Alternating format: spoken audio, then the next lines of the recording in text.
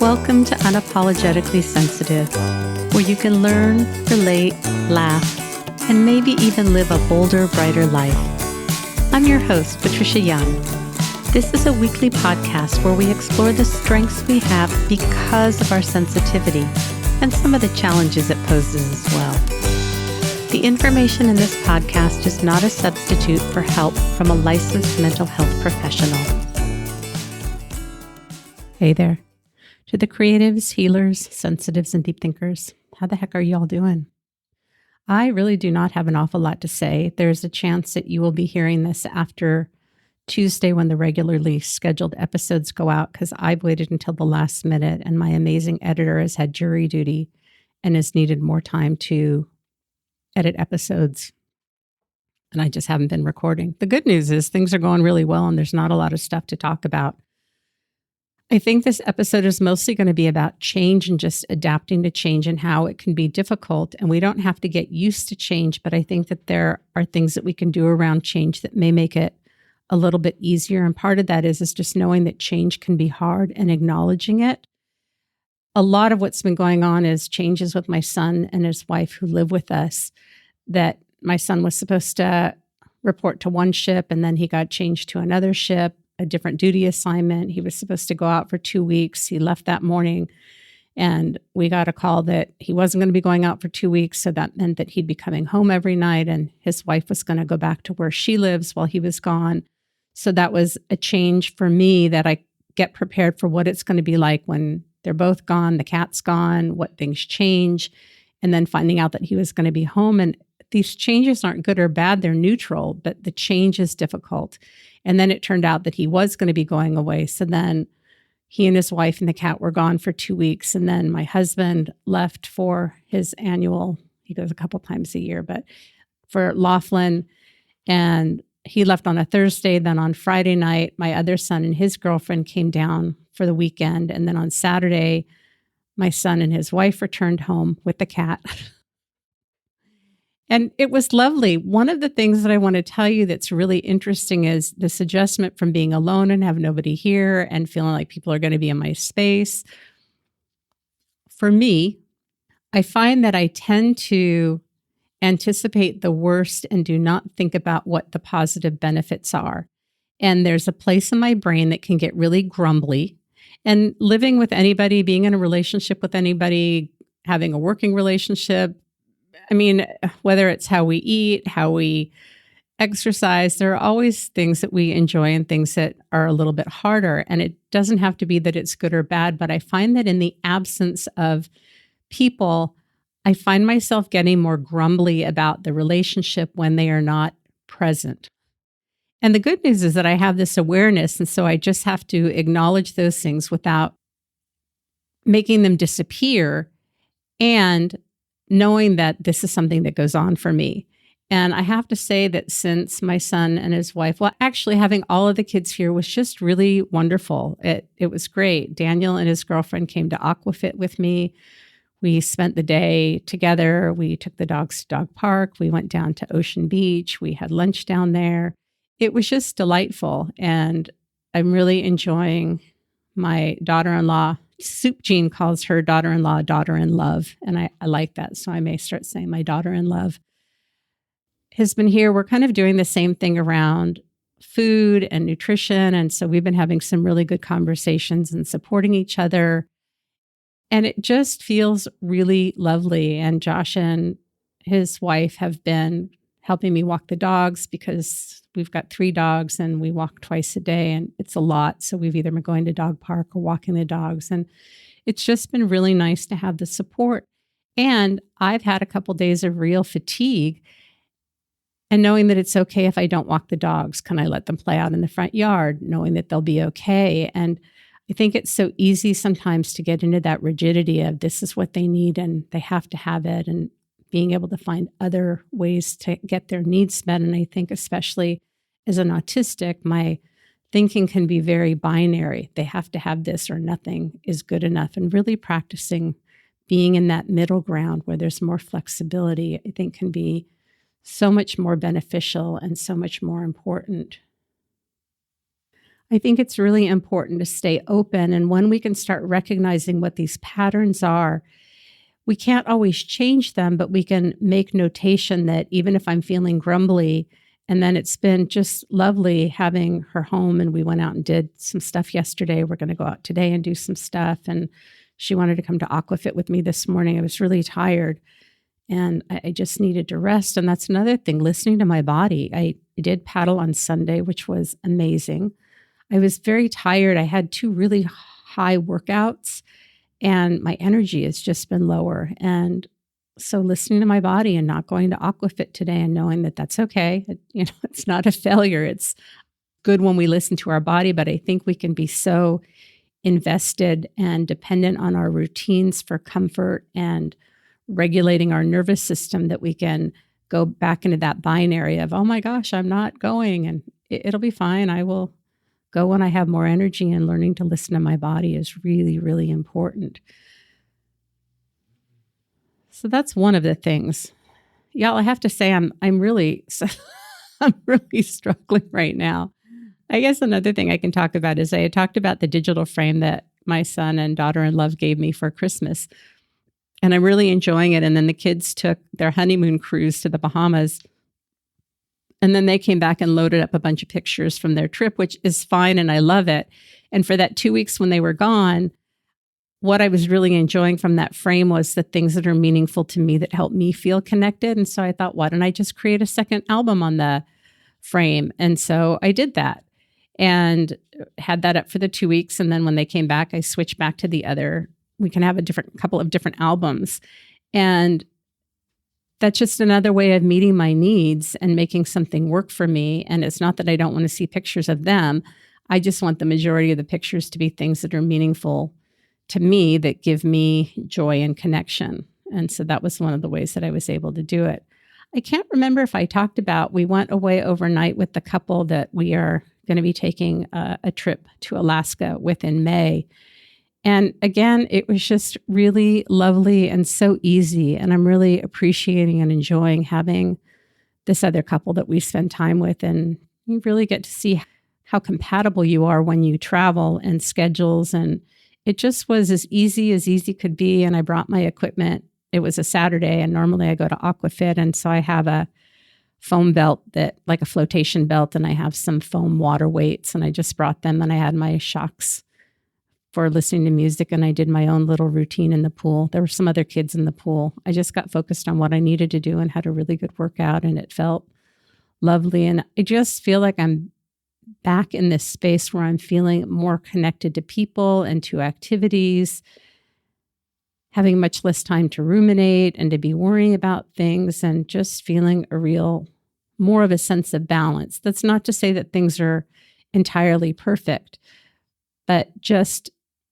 feeling more balanced and enjoying it. And if you are a longtime listener, I think the podcast is on its 7th year right now. I've gone through some pretty hard times where things have lasted for quite some time. I also was thinking about how there's a part of me that misses having somebody to talk to on a daily basis, a girlfriend or something, and how much I use that to help with my regulation and how much I've been able to self-regulate. And it's not that I don't have support, and it's not that I don't have people that I talk to, but it used to be if something happened, the first thing I would do is pick up the phone or text a friend.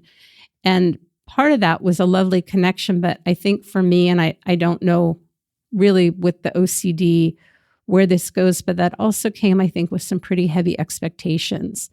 And it's been nice to see that I really, for the most part, am able to do a lot of self-regulation. And that's been really helpful and really comforting for me to be able to do.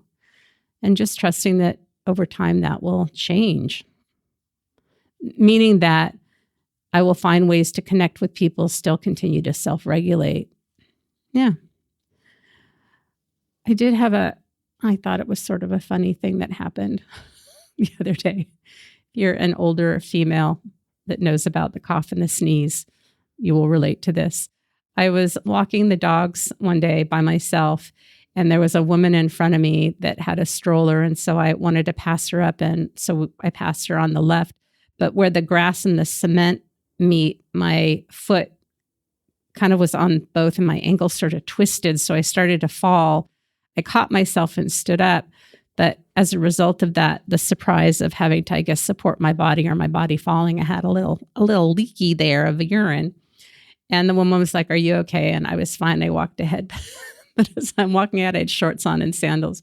I could feel urine dripping down my leg, just one leg, all the way down my thigh, to my knee, to my calf, to my heel. I didn't empty my entire bladder, but it was enough to feel it go all the way down. And I was more concerned with the fact that, can she see the urine dripping down my leg than anything else?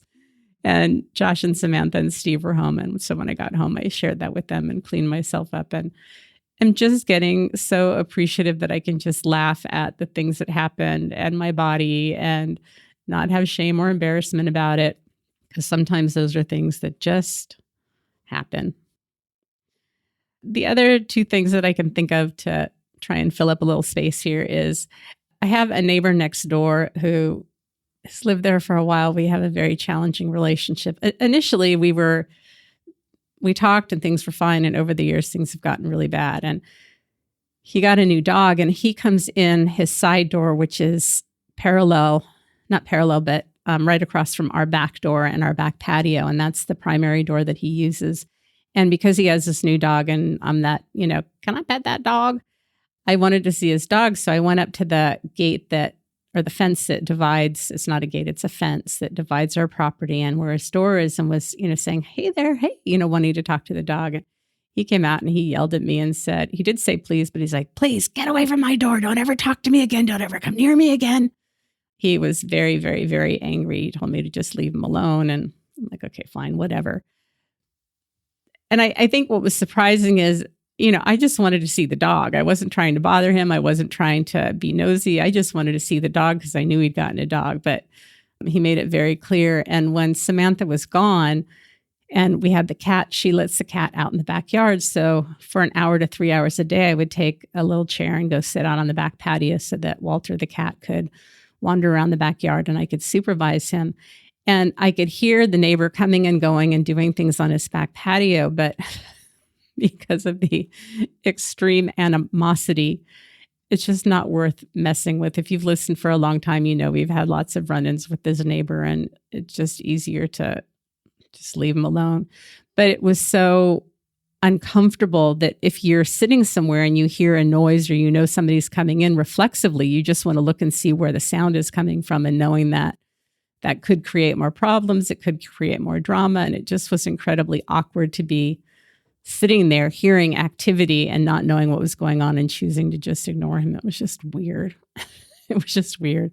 And then it's hard for me to not make up a story about why do we have so many problems with people? But I'm not the one that yelled at me and told me to never come near his place and never talk to him again. So I don't think that's a me problem. I had also spoken with one of my sons about the thing that's going on in the neighborhood because he ran into one of the people and he said hi and struck up a conversation. I was just curious about that. And he said, it's easier to just say hi than to be angry with someone or to not say hi. And on my own feelings about the situation, I just kind of let it go and didn't really understand that. But he's allowed to talk to whoever he wants. He's an adult. It's not up to me to determine who people can and can't talk to. And I was thinking about it, my autistic brain. So the subject is, do I say hi when I see some of these people? Because I cross paths with them sometimes 2 and 3 times a day, depending.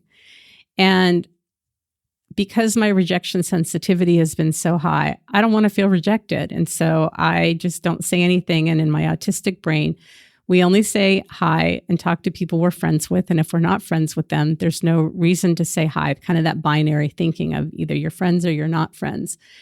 And I was talking to Soup Jean about this, and she had said, you're feeling guilty. Why are you feeling guilty? You've done something wrong. You haven't done anything wrong. And that if you want to say hi, say hi. And I thought, well, why would I want to say hi? I don't want to be friends. And I just kind of leaned into that. And then I did see one of the people a few times and said hi, and they said hi back. And, it's not like an in-depth conversation, but my son is right. Like, it is easier to say hi and to be friendly than to not. And it feels weird when I leave the house and one of them is talking to a neighbor. And do I say hi? Do I not say hi? And I think I had really been allowing them to dictate how I was going to behave in a situation, which sort of goes back to this thing about my neighbor, allowing my neighbor to dictate how I behave, as opposed to I'm sitting in my backyard and I hear a noise. It's kind of normal to turn and to look. So maybe I need to do some reflection on that. And I may or may not choose to say hello, and they can interpret what the meaning is, but it's helping me. And I think as an autistic, we can have a harder time being in the middle ground of what does it mean. And like I said, if they're friends, we say hi. If they're not friends, we don't say hi. And that there can be middle ground where you can be cordial. And I'm not saying that you have to be, but it really is feeling weird to not say hi, to cross paths and just ignore people. It feels weird. And for me, especially, social situations and not understanding the meaning of things can be very challenging for me. And so it's been a practice for me to not attach meaning. Like the person that I said hi to one day, the next day, Steve and I were out in front and the dogs play on the lawn, and the same person was coming down the street and crossed the street. And I have no idea what that was about.